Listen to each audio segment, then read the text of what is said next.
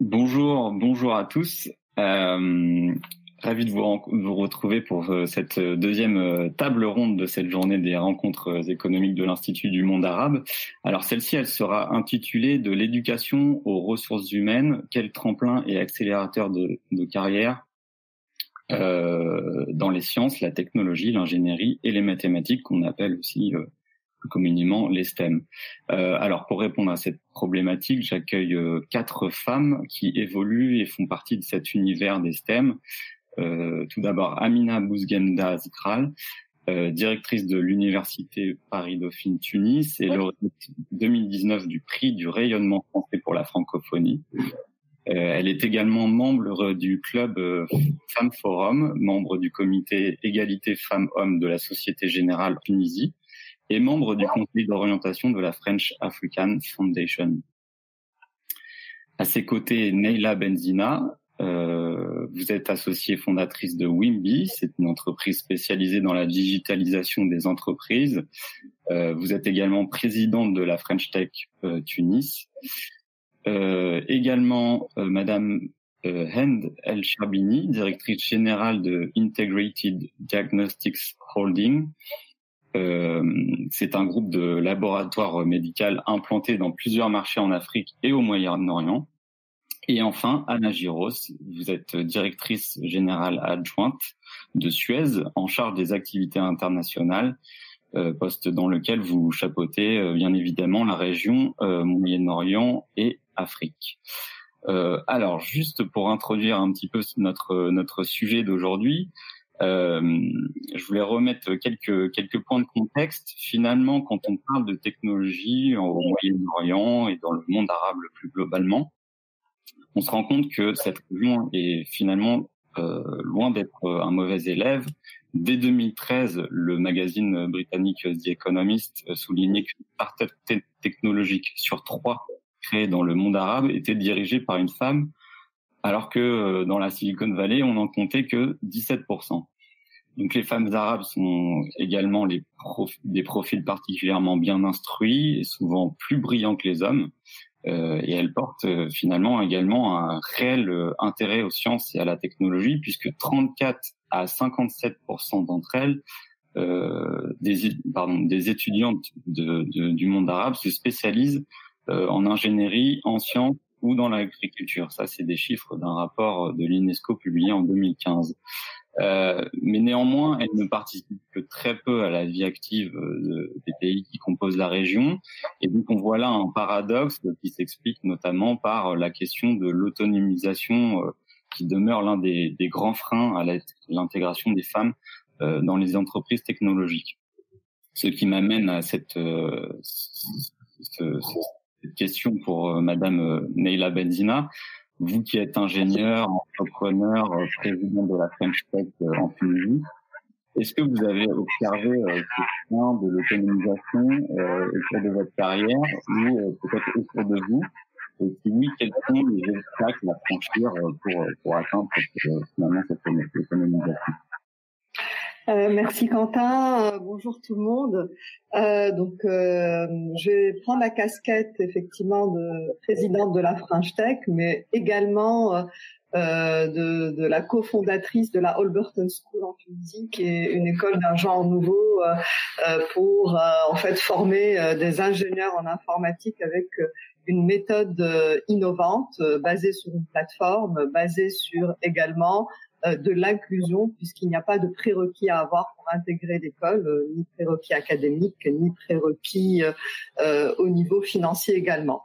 Et donc, ma réponse à cette question, c'est que finalement, comme vous l'avez si bien dit, dans notre région, on a beaucoup de jeunes femmes, de jeunes filles qui vont vers les filières scientifiques. Pour exemple, en Tunisie, on a 60% de filles qui sont sur les bancs des universités et des écoles scientifiques, que ce soit en médecine ou dans des formations en ingénierie, toutes spécialités confondues. Mais néanmoins, effectivement, il y a malgré tout un plafond de verre. En Tunisie, par exemple, pour rester dans cet exemple, on a dans les entreprises de la tech 50% de notre workforce, de notre main-d'œuvre ou de nos collaborateurs, 50% c'est des femmes, des jeunes femmes. Et donc là, on voit que finalement, elles arrivent à la vie active et elles contribuent au secteur très activement. Là où il y a le plafond de verre, c'est au moment où elles doivent effectivement passer des étapes et arriver au top management. C'est pour une raison effectivement assez simple, c'est la volonté de rester dans un work-life balance qui soit en fait bien confortable pour pouvoir également se sentir légitime à des postes de management. Et là, il y a tout un accompagnement à opérer et toute une approche pour pouvoir faire en sorte que ces jeunes femmes qui sont capables, qui se sont formées pour, puissent arriver à des postes de management dans ce domaine, dans la tech. Chez Halliburton School, on les accompagne. Donc, on a effectivement une approche qui est orientée vers les jeunes filles. C'est une école qui forme des jeunes à la programmation informatique pour pouvoir répondre aux besoins en fait qui sont énormes dans le monde du digital, avec une approche, comme je le disais tout à l'heure, différente et innovante. Donc, on les accompagne pour qu'elles viennent dans ce domaine-là en amont, mais par la suite, qu'elles se préparent aussi en termes de soft skills, en termes de empowerment, pour se sentir capables, une fois qu'elles intègrent les entreprises et les organisations, qu'elles se sentent capables de pouvoir atteindre des postes de responsabilité. Alors oui, vous abordez une des questions principales peut-être de cette table ronde, c'est le fait de se sentir capable. Et il y a à la fois ce sentiment-là, on le ressent ou pas, à la fois dans l'entreprise, mais aussi, je pense que c'est quelque chose qui se développe avant l'entreprise, c'est-à-dire au niveau de l'enseignement supérieur. Amina Bouziane-Bastral, peut-être, est-ce que au sein de Dauphine Tunis ou peut-être ailleurs, est-ce que vous pensez que justement mettre en avant peut-être via des cours ou des formations cette idée de comment atteindre, comment devenir confiante, comment créer ma légitimité, comment être sûr que voilà je peux y arriver et être tout aussi confiant que des hommes qui bien souvent n'ont aucun problème à se présenter à des postes où ils ne cochent que 2 ou 3% des compétences, enfin 2 ou 3 critères dans les compétences.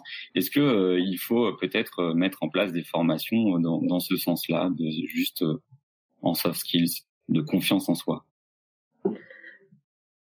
Bonjour Quentin, bonjour tout le monde, merci pour cette invitation. Effectivement, je pense que c'est important de se poser la question puisque aujourd'hui, l'enseignement supérieur à l'université reste un enseignement théorique. Ce n'est pas encore le cas de certaines nouvelles formations comme celle évoquée par Neila où on base tout sur l'expérience. Je pense que c'est important de considérer que l'enseignement supérieur à l'université passe aussi par l'enseignement par l'expérience, le développement personnel et puis le partage d'expériences.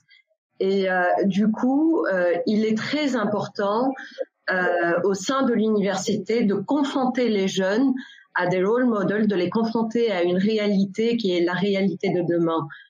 Nous sommes tous conscients qu'aujourd'hui à l'université, on n'a pas de problème d'intégration des filles puisque dans certaines filières, on a même plus de filles que de garçons. En Tunisie, en fait, on a pour la filière gestion et économie appliquée, 70% des étudiants sont des filles. Quand il s'agit des mathématiques informatiques, de la décision et organisation, on a 50-50. J'écoutais tout à l'heure Madame Corazza qui disait que même en Algérie, en fait, 50% des étudiants dans les STEM sont des filles et donc les perspectives sont bonnes. Le souci, déjà évoqué par Neila, c'est que quelque part, quand on avance et quand on va dans la vie professionnelle, et plus particulièrement dans les postes de management, on ne retrouve plus que 10% de ces femmes bien formées, bien compétentes. Donc, non seulement c'est un gâchis économique, mais en plus, c'est un gâchis social. Alors, les recommandations, c'est vraiment essayer de multiplier les rencontres et les échanges avec les role models. Et en fait, je prends l'exemple de Dauphine Tunis, on a mis en place, en plus des formations académiques, des véhicules de collaboration ou de rencontres qu'on a appelées les rencontres de Dauphine ou les Open Campus ou les séminaires des métiers. On fait rencontrer des femmes. D'ailleurs, je me rappelle, Naïla, on a participé et après, j'étais assez contente de voir une des étudiantes qui était en master management des systèmes d'information, qui a un poste assez important en France actuellement, qui m'a dit un jour, voilà, moi j'étais influencée le jour où Naïla a parlé dans ma classe et ça, c'est le genre de choses qui fait plaisir. Multiplier les rencontres en présentiel à l'institution, à l'extérieur de l'institution, dans le cadre de forums. Effectivement, il y avait par exemple un forum économique organisé en Tunisie à l'occasion de la venue du président Macron. Les étudiants étaient invités. Les rencontres aussi sous format digital, c'est aussi important. On en fait plein pendant le Covid, mais il faut continuer à en faire après le Covid. Et puis après, je pense que c'est important de faire attention à ce que les role models soient proches de ces étudiants, en âge, en valeur, en intérêt pour les métiers de demain. Et pour cela, effectivement, c'est important de considérer que les personnes qui vont intervenir auprès de ces jeunes véhiculent tous ces éléments, tous ces facteurs-là pour être impactants au niveau des étudiants. Voilà. Merci. Justement, donc on a abordé cette question des rôles modèles qui me semble vraiment super important et au cœur de notre sujet. Je voudrais me tourner cette fois-ci vers Dr N El Cherbini. Vous êtes à la tête d'un groupe de 4500 collaborateurs, si je me trompe pas. La plupart de vos activités sont implantées dans des pays où la culture patriarcale est encore extrêmement forte. Quelle est la place des femmes, ou quelle place faites-vous aux femmes dans votre entreprise, et comment vous faites justement pour à la fois leur permettre de briser le plafond de verre, mais aussi de les retenir, parce qu'on sait qu'à un certain point de carrière, certaines femmes, parce qu'elles se marient, parce qu'elles sont des enfants, laissent de côté leur carrière professionnelle pour justement se concentrer sur ces questions-là. Voilà, comment vous gérez cette question au sein de IDH, qui est votre entreprise? Alors, je vous remercie pour cette invitation et bonjour à tous. Je vais parler en anglais parce que c'est plus facile de m'exprimer en anglais. Alors, in IDH, as you said, we have around 5,000 employees. 30% of those are females. So we have one of the highest. Alors, comme vous l'avez dit, nous avons un des pourcentages les plus importants de femmes au sein de IDH. Nous sommes présents en Égypte, en Jordanie, au Soudan et en Algérie. Donc, nous avons des chimistes, des médecins, nous avons aussi différentes femmes à des postes administratifs. En fait, à différents postes, à toute une variété de postes au sein de l'entreprise. Comme vous l'avez dit, il y a parfois des problèmes s'agissant de retenir ces talents, avec évidemment toutes ces questions qui sont liées à mariage ou à créer une famille. Mais on essaie de les aider, de les soutenir. Alors, on a fait différentes politiques des ressources humaines. On essaie vraiment de rendre les choses les plus faciles possibles pour elles. Un élément important, par exemple, et de travailler avec elles pour avoir aussi plus de diversité, avoir une réelle diversité culturelle. Et pour ce faire, nous avons donc travaillé aussi avec une agence externe parce que ici, c'est essentiel. Lorsqu'on regarde toutes nos politiques ici des ressources humaines, toutes ces données, donc c'est très important vraiment de voir ce qui peut être fait. Ça a un impact sur votre entreprise, sur votre performance. Mais c'est important aussi de pouvoir aider les femmes à rester engagées. Mais pour ce faire, il faut être plus inclusif. Et les avantages sont très clairs. Tout d'abord aussi parce qu'il y a une réelle amélioration de la performance financière grâce à cette diversité. Et ceci a été prouvé si vous regardez les chiffres. Et la plupart, évidemment, des femmes sont aussi très talentueuses. Et on essaie vraiment de pouvoir les retenir parce que c'est essentiel. Elles ont aussi un très bon contact avec les clients. Et cela est important pour la performance en général de notre entreprise. Merci beaucoup. Winnie, Anna Giros, est-ce que vous pensez, comme IDH, que la question de la mixité et de l'égalité femmes-hommes au sein de l'entreprise doit représenter un objectif stratégique, c'est-à-dire en termes de business, au même titre que la digitalisation d'une entreprise, par exemple? Bonjour Quentin, bonjour tout le monde et merci.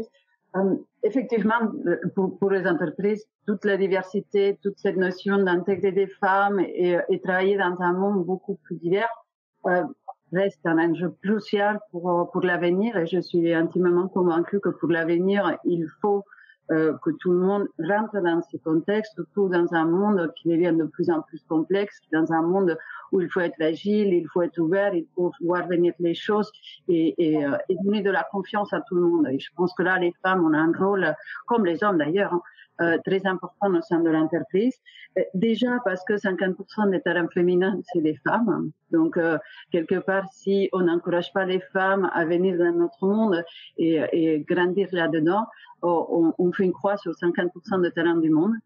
50% de nos clients, c'est des femmes. Donc, pour anticiper l'expérience client, comprendre comment nous, on se positionne et comment on peut créer de la valeur davantage pour nos clients, il faut cette représentativité féminine aussi au sein de nos commerces, au sein de nos équipes. Et puis, comme vous dites très bien, la dynamique, quand on a, même dans des mondes industriels comme celui de Suez, où on est dans l'eau, dans les déchets, donc c'est des mondes très lourds, très techniques, avoir des équipes mixtes avec des femmes et des hommes, ça crée une richesse et une façon de travailler l'équipe beaucoup plus inclusive, beaucoup plus dynamique, beaucoup plus respectueuse de l'écoute des uns et des autres. Donc, effectivement, je trouve que c'est une des clés de réussite. C'est pas toujours facile, mais c'est une clé de réussite. En sachant que chez nous, on en a fait vraiment un axe du plan stratégique et on a travaillé pas que sur les rôles modèles, donc on a des rôles modèles externes et internes aussi, mais on travaille aussi la notion de réseau, on travaille la notion de mentoring, que je trouve le mentoring très intéressant, c'est faire coacher par des hommes ou se faire coacher par des femmes et intégrer aussi cette dimension chez nos employés masculins en fait, qui comprennent bien comment tout ça leur apporte de la valeur, et c'est pas juste de la rivalité, mais c'est vraiment de la complémentarité. Ok.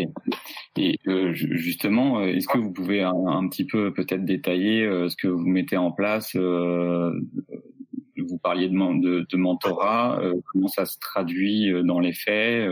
Est-ce qu'on peut avoir un petit peu de concret sur cette question-là? Donc, depuis 3 ans, on s'est dit que finalement, si on ne prenait pas un peu ces sujets de façon active et quelque part très proactive, on n'arriverait jamais à briser d'un côté les plafonds de verre, mais aussi de dynamiser et puis avoir des équipes un peu plus mixtes, notamment dans le management. On s'est donné des indicateurs. Donc, en 2018, on était dans les managements 27% de femmes. Aujourd'hui, on est déjà à 30% et l'objectif, et c'est des objectifs très concrets même dans les plans de rémunération de l'entreprise, sont d'arriver à 33% d'ici à 2 ans. Donc, une progression assez rapide en management, pas juste un taux d'employés. On est aussi dans des plans d'équilibre vie privée, vie professionnelle, et vous l'avez mentionné dans les interventions précédentes que c'est un point important pour les femmes, mais moi je les vois dans mes équipes, c'est de plus en plus important aussi pour les hommes. Donc je trouve que tout ce qu'on met en place, ça sert pas qu'aux femmes, mais aussi à tous nos employés. On a aussi des programmes de mentoring régionaux, parce que c'est important d'avoir la susceptibilité régionale et aussi des mentoring d'autres management au niveau exécutif groupe.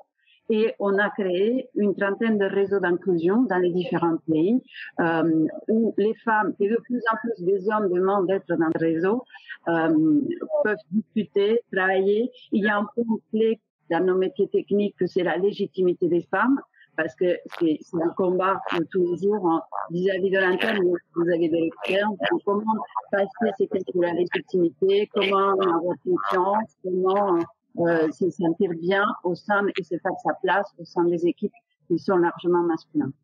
D'accord.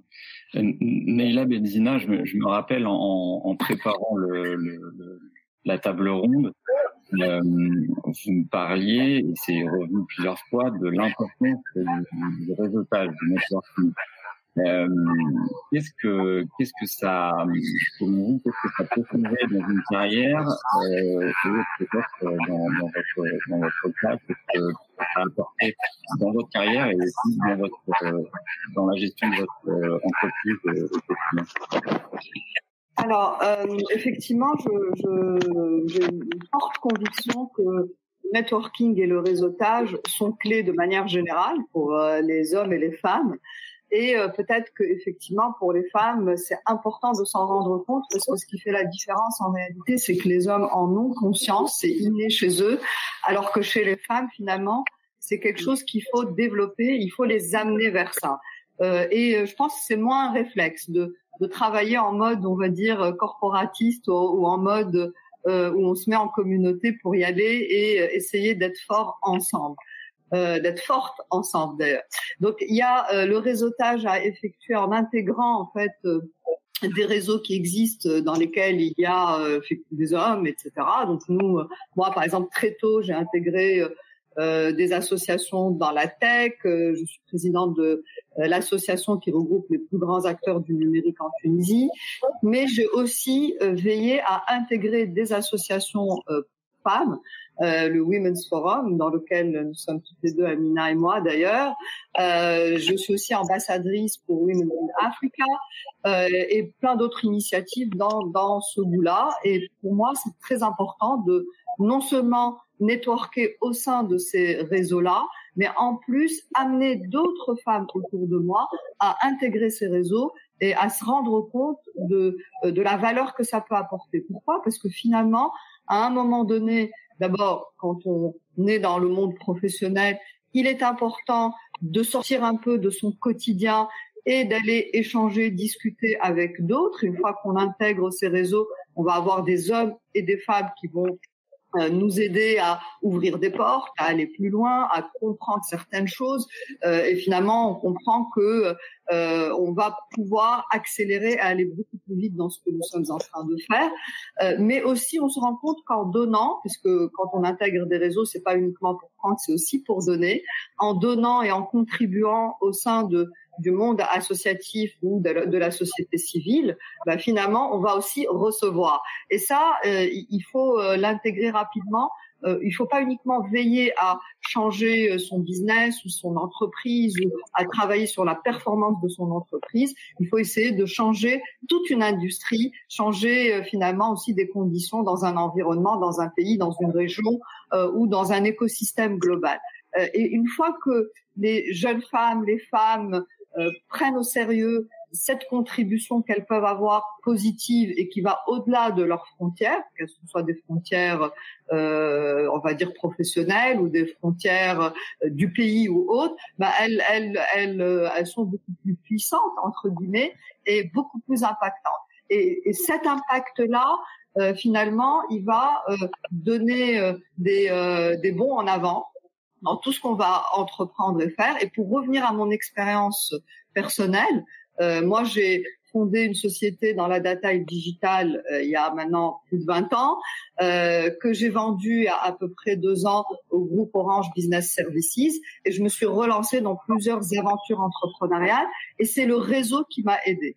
C'est effectivement le réseau d'hommes, mais aussi beaucoup le réseau de femmes.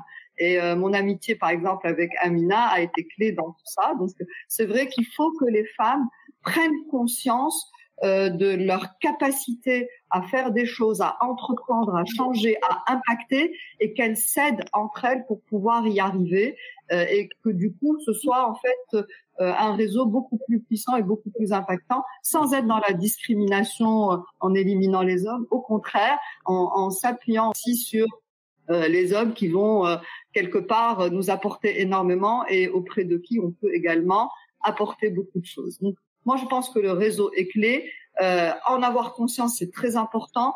Amener les jeunes femmes et les femmes vers les réseaux et les sensibiliser sur cette importance, c'est crucial. C'est ce que fait d'ailleurs également Dauphine dans plusieurs circonstances.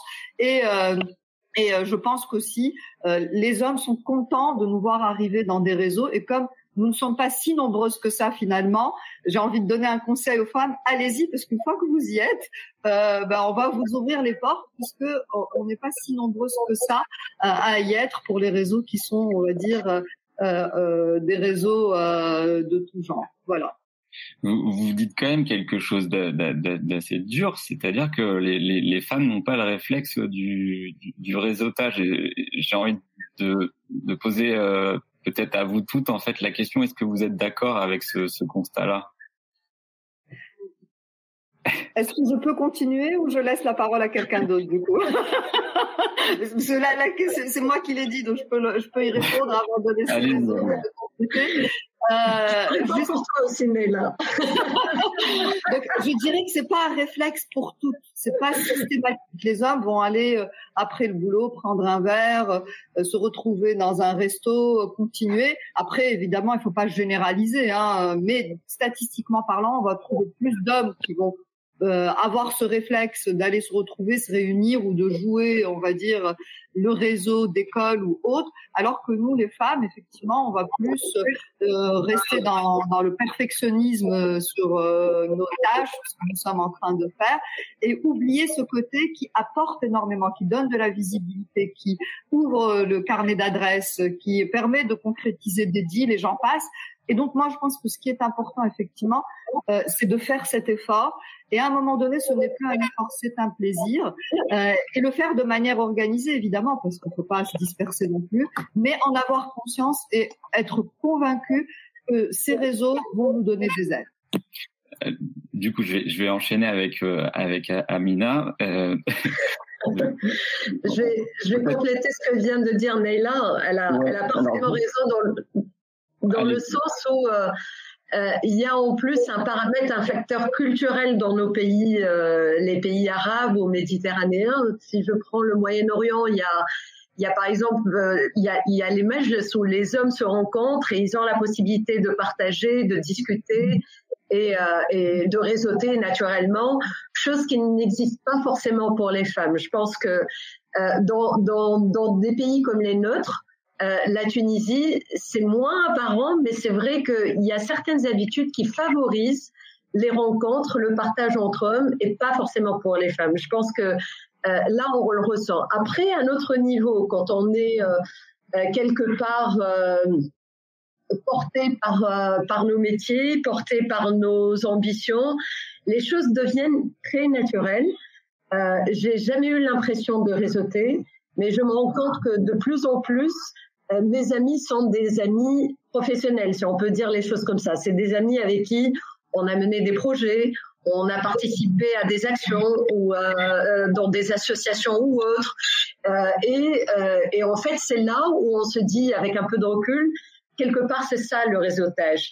Et j'aime bien reprendre ce que Neila a dit tout à l'heure. Allons-y ensemble. On le fait de plus en plus entre femmes. Et il y a quelque chose de plus qui se construit quand c'est entre femmes et quand c'est des pays où quelque part il y a un poids qui est un poids traditionnel qui est celui des hommes. D'accord. Dans ce cas-là, est-ce que si la notion de réseautage chez les hommes est vraiment ancrée culturellement, est-ce que au niveau de l'enseignement supérieur, il serait intéressant de mettre en place peut-être des sensibilisations pour les hommes, justement, à déconstruire certains stéréotypes, certains biais qu'on retrouve dans l'entreprise, c'est-à-dire que juger une femme par plutôt qu'est-ce qu'elle a déjà prouvé dans sa carrière plutôt que l'avoir dans son potentiel, etc.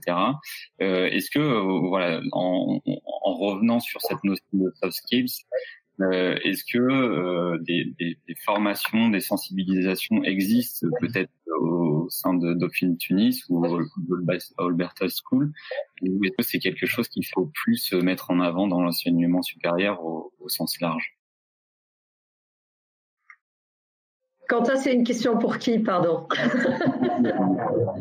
Ah, c'est pour moi. D'accord. Alors, j'aurais dû écouter un peu mieux alors. Bon, c'est pas grave. Alors, il y a des choses à faire. Il y a toujours des choses à faire pour pousser les femmes ou les filles à se positionner. En fait, encore une fois, à l'université, c'est pas très important. Oui. Justement, sur la question des hommes, puisqu'ils sont culturellement habitués à réseauter, est-ce que également, il ne faudrait pas leur inculquer une certaine culture de l'égalité et en leur proposant des sensibilisations à la déconstruction de certains stéréotypes, de présenter quels biais existent en entreprise, et pour qu'ils justement ils sachent qu'il ne faut pas appliquer ce genre de choses par la suite. Je pense que c'est Neila qui va répondre là. Vas-y Neila. Alors c'est vrai que pourquoi j'aimerais répondre à cette question, parce que chez la Alberton School, on a mis en place des parcours où finalement on amène les garçons et les hommes à intégrer des jeunes femmes dans leurs projets, dans leurs initiatives, et donc finalement on les amène à avoir cette proximité et à s'habituer à travailler avec des jeunes femmes depuis très jeunes, depuis les bancs de la formation, pour pouvoir par la suite en faire en fait un réflexe ou une seconde nature. Et donc on a mis en place pas mal de projets de ce type-là, d'initiatives de ce type-là, et ça apporte effectivement la capacité, la possibilité de les rendre beaucoup plus à l'aise pour intégrer des femmes et que ça devienne un réflexe. Je pense que la notion de réflexe est importante, et c'est pour ça que, encore une fois, la discrimination positive, on en parle dans les conseils d'administration, on en parle dans les associations ou dans les réseaux, puisque les réseaux sont souvent organisés sous forme d'associations, est importante.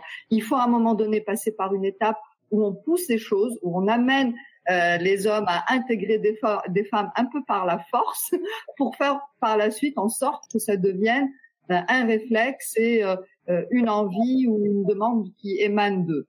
Donc voilà, pour revenir à la question sur les écoles, moi je pense que dès les bancs de l'école, c'est important de faire en sorte qu'il y ait cette mixité et ce travail en commun sur des projets. Nous sommes dans le peer learning à la Alberton School, et dans le peer learning, ça veut dire que des hommes et des femmes, des jeunes ou des garçons ou des jeunes femmes vont s'expliquer les choses, vont travailler sur des projets concrets et vont faire en sorte de les transformer en fait en projets qu'on peut vendre par la suite ou autre. Et donc ça, c'est aussi une étape très importante pour que le réseau des hommes intègre les femmes beaucoup plus facilement. Ok. J'aimerais faire réagir End El Charbini sur tout ce qui vient d'être dit. Est-ce que vous êtes d'accord avec cette idée du réseautage, et est-ce que vous êtes aussi d'accord avec l'idée qu'il faut peut-être appliquer de la discrimination positive pour le recrutement de plus de femmes au sein des entreprises? Et est-ce que vous le faites avec DH? Yeah, I totally agree. I think the workplace has to be safe for women. It has, Tout à fait d'accord. Il faut que le monde du travail soit sûr pour les femmes. Il faut respecter les femmes dans le milieu du travail, respecter leurs idées, ce qu'elles représentent. Les femmes doivent trouver un lieu de travail où elles se sentent à l'aise, qui soit égal pour tous et toutes. Donc le salaire égal, le traitement égal sont très importants. Il faut qu'elles réalisent qu'elles peuvent être managers, directrices, que ce ne sont pas des rôles, des postes qui sont réservés aux hommes.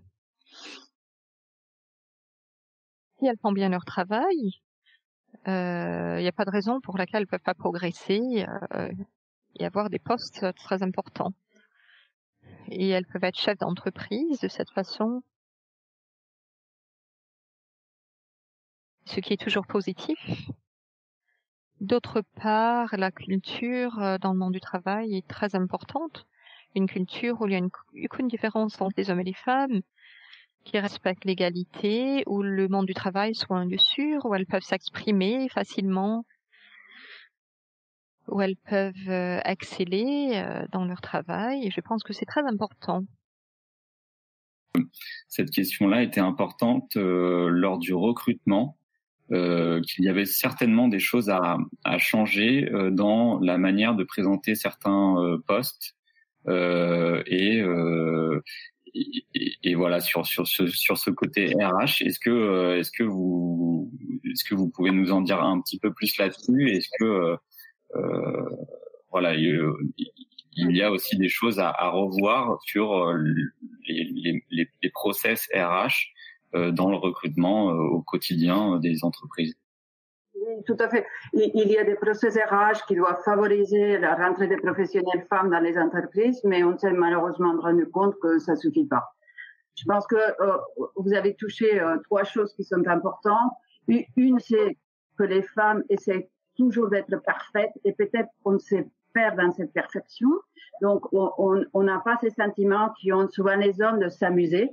Et je pense qu'il faut qu'on s'amuse et qu'on s'amuse dans notre travail, qu'on s'amuse et qu'on apporte aux autres et que peut-être on accepte de pas être parfaite partout et qu'il faut avoir des collaborateurs qui te complémentent et qui ensemble vous allez réussir. Donc la notion de perfection qui nous empêche souvent d'aller s'éclater dans des réseaux, faire des choses que c'est pas droit au but, mais qui sont très importants pour environner toute ta carrière, c'est très important.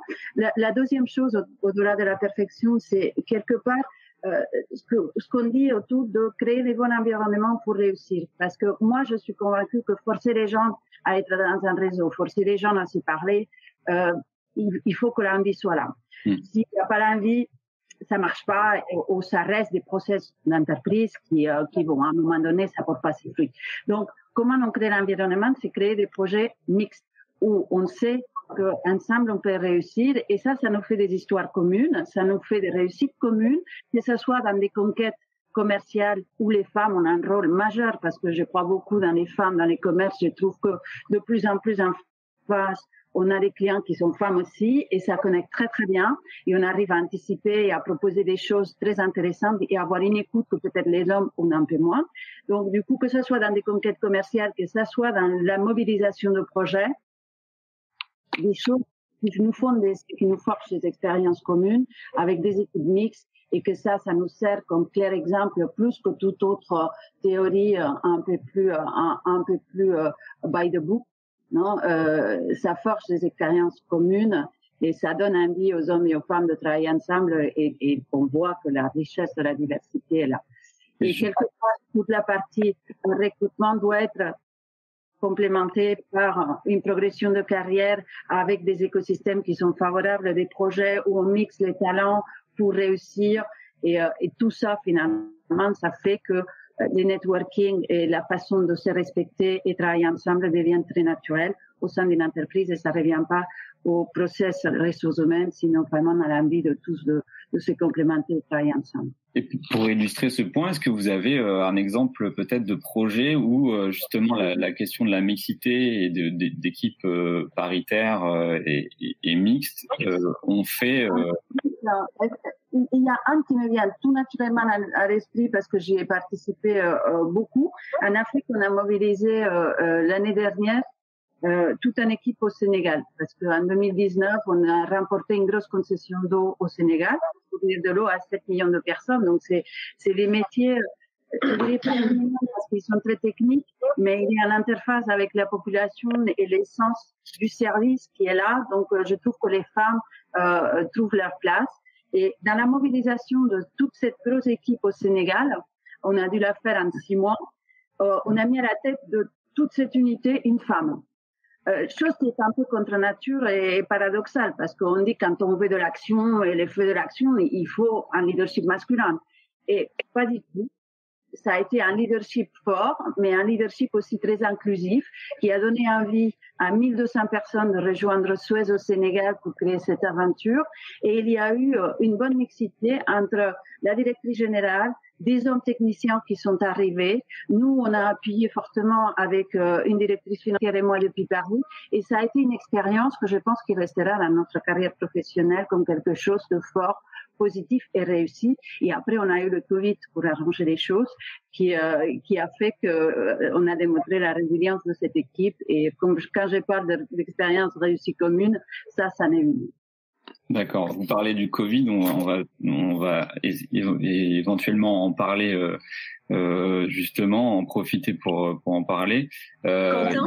Oui. Quentin, j'aimerais reprendre la parole pour répondre à la question de tout à l'heure. Dites-moi. Concernant est-ce qu'il faut éduquer les garçons pour intégrer les filles? Donc Neyla a répondu par rapport à la Holberton où je pense qu'il y a plus de garçons que de filles. On n'a pas ce problème à Dauphine puisqu'il y a une majorité de filles. Et donc c'est plutôt aux filles d'intégrer les garçons. D'accord. Pour les statistiques à la diplomation, les 10 premières c'est des filles, le premier garçon premier, il est 10e. Mais par contre, c'est très important de les former et de les sensibiliser pour ne pas perdre ce leadership une fois qu'elles sont dans une vie professionnelle, une fois qu'elles ont eu des enfants et qu'elles sont tentées par garder par garder un certain confort et ne pas se battre pour avoir le poste des postes de management.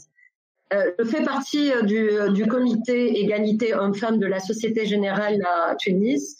Et le constat qui a été fait, c'est que la Société Générale recrute sur concours les fraîchement diplômés. Et dans ces concours-là, les premières, ce sont des filles aussi. Donc, ils se retrouvent à faire de la discrimination positive où ils essayent d'avoir une parité en impliquant plus de garçons au recrutement à la Société Générale. Le souci qu'ils rencontrent après, c'est qu'effectivement, quand les carrières évoluent, à des postes de management, eh bien, on perd tout ce potentiel qu'on avait au niveau des recrutements. Et c'est sur ces points en particulier qu'on fait un effort à Dauphine pour la sensibilisation et l'implication des filles. Ça passe aussi par des implications dans des associations. Je prends un exemple, à Dauphine, on essaye de rapprocher, par exemple, l'association des femmes mathématiciennes tunisiennes, les mettre en relation avec les jeunes filles, pour montrer justement, pour qu'elles soient monitorées, coachées au sein de ces associations. Ça nous est arrivé aussi de faire des actions, d'ailleurs avec Neyla, avec Femmes Forum, où cette initiative est plus internationale. Et quand on vise l'international aussi, c'est un tremplin supplémentaire pour encourager les filles à aller de l'avant et de ne pas lâcher une fois qu'elles sont dans le vie professionnelle. Voilà. Ok, bon, il nous reste 1 minute. Je voulais aborder la question du Covid juste brièvement. Est-ce que vous pensez, il y a beaucoup d'études qui disent que les femmes sont les grandes perdantes justement en matière professionnelle avec le Covid, etc. Je me posais quand même la question au niveau peut-être des cadres et des postes cadres, etc. Est-ce que le télétravail qui a été mis en place suite à la crise sanitaire, est-ce que ces choses-là, est-ce qu'on peut par le Covid parvenir à quelques progrès en matière de balance vie pro, vie perso, peut-être moins de formalités dans les échanges professionnels, voilà, l'apparition de la sphère privée dans le professionnel. Là, j'en suis le premier exemple, par exemple. Voilà, est-ce que on peut trouver quelques progrès, quelques atouts à cette crise sanitaire? Je ne sais pas qui veut répondre. Peut-être. Neila, allez-y. Effectivement, la crise sanitaire dans le domaine de la tech a forcé la main finalement à travailler de la maison en mode distant, et en forçant la main, on a fait le proof of concept. Donc moi, j'ai vu de nombreuses entreprises de la tech et dans mes équipes aussi, de nombreuses personnes qui pouvaient pas, par exemple, faire des astreintes le soir ou aller au bureau le soir, etc. Des femmes notamment, qui ont pu enfin le faire, puisque elles ont pu travailler à distance et elles ont pu travailler de la maison. Et donc je pense que cette nouvelle norme va ouvrir beaucoup plus de portes, montre que la flexibilité est possible, le flexi-time aussi c'est possible, et les entreprises qui étaient inquiètes par rapport à leur productivité, etc., ont pu se rendre compte dans le domaine de la tech, puisque c'est celui que je connais bien, dans le domaine de la tech, elles ont pu vraiment réaliser que il y avait au contraire, même dans plusieurs cas, plus de productivité et une productivité qui était beaucoup plus forte dans cette période-là. Les femmes ont pu effectivement non seulement travailler de la maison, mais en plus travailler plus et être tout à fait à l'aise pour le faire. Après, ça n'empêche pas effectivement les quelques problèmes qu'on a pu rencontrer, parfois de connexion, parfois d'avoir les enfants autour, mais finalement tout le monde a intégré ça et c'était même devenu quelque chose de naturel. Donc why not quoi. Finalement, par l'exemple et par la force des choses, on a été obligé de prouver que ça marche. Bon, donc on restera sur cette idée de why not. Ça sera le mot de la fin. Désolé pour si vous vouliez ajouter quelque chose, on doit conclure. Je vous remercie beaucoup à vous quatre et merci à nos auditeurs du jour. Merci aussi à l'organisation de l'Institut du monde arabe et je vous invite tous à effectuer une pause de 15 minutes. On retrouve une prochaine table ronde à 11h30. Celle-ci est intitulée « Accéder à des carrières de haut niveau dans des secteurs traditionnellement masculins ». Voilà, merci beaucoup et bonne journée. Merci. Au revoir. Au revoir.